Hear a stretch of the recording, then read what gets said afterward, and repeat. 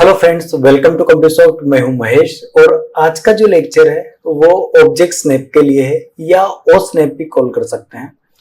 Object snap किस type से काम करता है वर्किंग के लिए, ग्रुप्स किस टाइप से काम करता है, अनग्रुप किस टाइप से काम करता है और यूटिलिटीज, कुछ यूटिलिटीज भी दी है वो किस टाइप से वर्क करती है। ये सारी थिंग्स आज के लेक्चर में अपन देखने वाले हैं।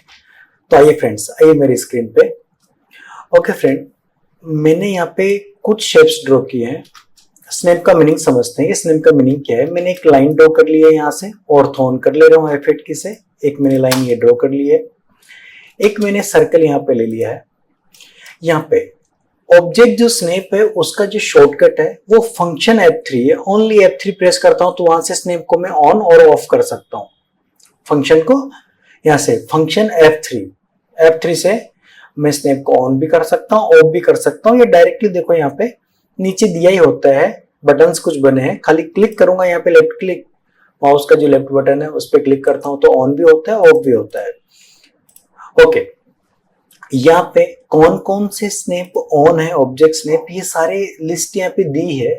अगर ये यहाँ से ऑन नहीं होता है तो यहाँ पे आप क्लिक करना और यहाँ पे ऑब्जेक्ट स्नैप सेटिंग्स पे आप जाना। बाय डिफॉल्ट ऑब्जेक्ट स्नैप सब पे क्लिक होना चाहिए तो ये अपन वर्किंग जो है परफेक्ट कर पाते हैं। या ये कॉल कर सकते हो कि पर्टिकुलर पॉइंट टू पॉइंट किसी भी शेप को मूव कराने के लिए ऑब्जेक्ट स्नैप ऑन होना चाहिए, या मेरे को पर्टिकुलर पॉइंट से कोई भी वर्किंग स्टार्ट करनी है तो ऑब्जेक्ट स्नैप आपको ऑन रखना पड़ेगा ऑलवेज, तो ये आप एकदम परफेक्टली वर्किंग कर पाते हो, अदरवाइज नहीं कर पाते हो। ओके, तो ये ऑब्जेक्ट स्नैप सारे ऑन होने चाहिए बाय डिफॉल्ट, जो कि ऑन नहीं होते हैं, ऑन करने पड़ते हैं जब भी आप ऑटोकैड इंस्टॉलेशन करते हो तो। हाँ, ये जो ऑब्जेक्ट स्नैप का यहाँ पे बटन आ रहा है ये बाय डिफॉल्ट यहाँ पे नहीं आता है, या अगर आता है तो उसको हाइड एंड शो कैसे कर सकते हैं। यहाँ से आप क्या करेंगे, कस्टमाइज में जाएंगे तो यहाँ पे 2D ऑब्जेक्ट स्नैप यहाँ से ऑन भी कर सकते हैं और ऑफ भी कर सकते हैं। और यहाँ से बटन ऐड और रिमूव अपन दोनों कर सकते हैं यहाँ से। ओके, अब मैं यहाँ पे बाय डिफॉल्ट मोस्टली ज्यादा स्नैप यूज नहीं आते वर्किंग में, फिर भी यहाँ पे ये सारे स्नैप ऑन है। मैं सबको एक बार के लिए ऑफ कर दे रहा हूँ यहाँ से। ये सारे मैंने ऑफ किए हैं यहाँ से। अब मैं यहाँ पे खाली जो मेरा क्लिक है वो एंड पॉइंट पे क्लिक है।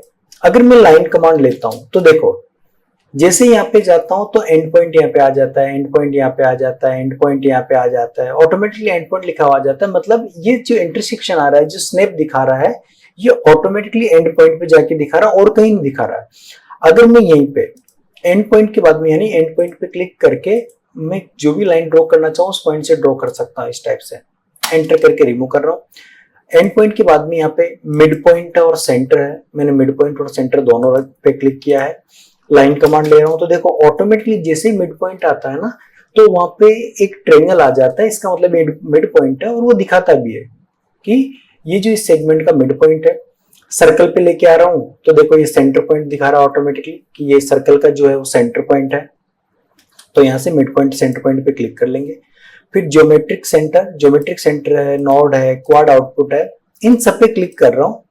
मैंने एक बार के लिए ज्योमेट्रिक सेंटर पॉइंट पे क्लिक कर रहा हूँ। इसका मतलब ये है कि मैं रेक्टेंगल से कुछ भी बनाता हूँ और अब जैसे सपोज करो कि मैं सर्कल ले रहा हूँ तो ये ऑटोमेटिकली उस ज्योमेट्री का सेंटर पॉइंट मेरे को दे देगा। देखिए इस टाइप से। तो जब भी आप वर्क करते हैं तो इन सब पे क्लिक होना चाहिए आपका वर्किंग के लिए, अगर परफेक्ट वर्क करना है तो आपको। मैंने सब पे क्लिक किया है। अब मैं कोई भी लाइन ड्रॉ कर रहा हूँ तो देखो इतने सारे इंटरसेक्शंस मिल रहे हैं, क्वाड आउटपुट मिल रहे हैं। जो भी लाइन वगैरह मैं ड्रॉ करता हूँ वो इस टाइप से मेरे को इंटरसेक्शंस वगैरह मिलती जाएगी। देखिए इस टाइप से हर एक पॉइंट पे। तो आप जब भी वर्क करते हैं तो ऑब्जेक्ट स्नैप ऑलवेज ऑन होने चाहिए। ये इंटरसेक्शंस मिल रहे हैं, नियर अबाउट पॉइंट्स है। जैसे जाता हूं तो देखो नियर अबाउट पॉइंट है उसका, ये भी नियरेस्ट है, ये उसका क्वाड्रेंट आउटपुट पॉइंट है।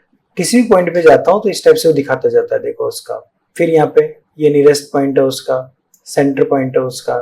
इस टाइप से अपन उन पॉइंट्स को सर्च कर सकते हैं और क्लिक करके पॉइंट टू पॉइंट वर्क कर सकते हैं। यानी प्रिसाइज मोड में अगर आपको वर्क करना है तो ऑब्जेक्ट स्नैप आपका ऑन होना चाहिए।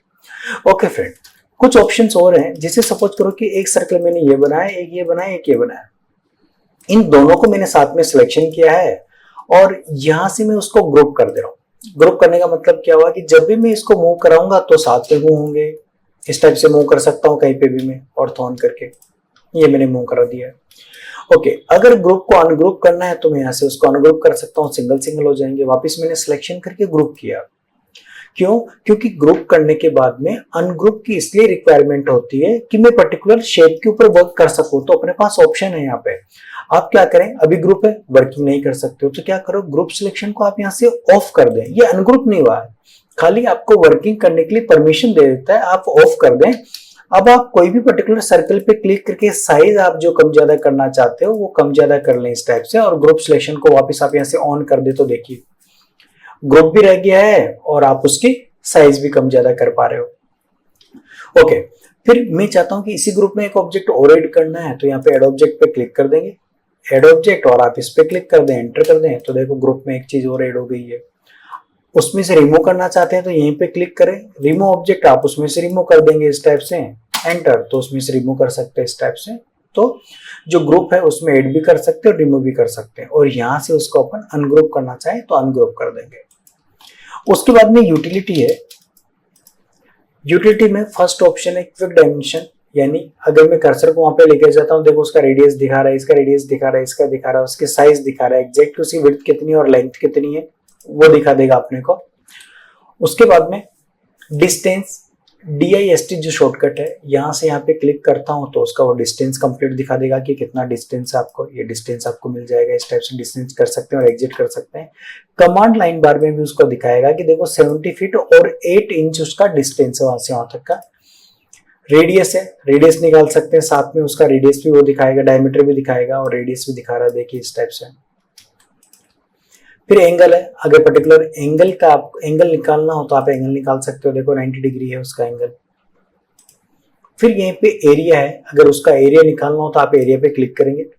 अब एरिया के लिए जो शेप आपने बनाया वो सिंगल एंटिटी होना चाहिए, आप यहाँ पे ऑब्जेक्ट पे क्लिक कर दें और इस ऑब्जेक्ट पे क्लिक कर दें, एग्जिट, तो उसका एरिया निकल जाएगा इस टाइप से, तो एरिया निकल जाएगा इस टाइप से।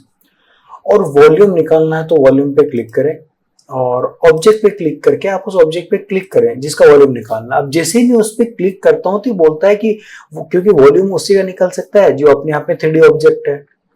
अब 3D ऑब्जेक्ट है तो कब निकल पाएगा, जब उसको मैं यहां से हाइट दे दूंगा। अब मैंने हाइट दे दी उसकी कि 10 फीट हाइट मैंने मानी है, 10 फीट के हिसाब से उसका वॉल्यूम उसने कैलकुलेट करके दिखा दिया, देखिए इस टाइप से। ओके, एक बार और निकालते हैं वॉल्यूम।